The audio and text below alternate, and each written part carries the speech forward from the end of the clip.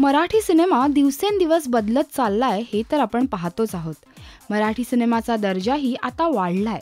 हल्ली मराठी सिनेमांचं प्रमोशनही खूप वेगवेगळ्या पद्धतीने होतंय आणि या माध्यमातून सिनेमे लोकांपर्यंत पोहोचतायत.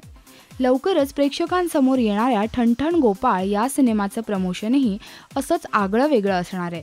या सिनेमाचं पोस्टर लावलेली गाडी आता संपूर्ण महाराष्ट्रात फिरणार आहे आणि ह्या गाडीच्या प्रवासाची सुरुवात झाली आहे मुंबईच्या शिवाजी पार्क येथून. यावेळी चित्रपटाचे कलाकार, निर्माता, दिग्दर्शक कार्तिक शेट्टी आणि महेश शेट्टी यांसोबत मिलिंद गवळी आणि बाल कलाकार विवेक चाबुकस्वार उपस्थित होते आणि चित्रपटातली अभिनेत्री सुझेन बर्नेटही इथे उपस्थित होती.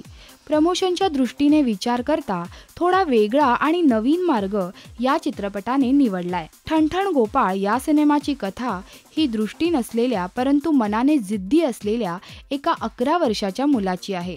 या मुलाची एका वारली चित्रकाराशी मैत्री होते आणि पुढे त्याच्या आयुष्याला जी कलाटणी मिळते त्याभोवती सिनेमाची कथा गुंफण्यात आलेली आहे.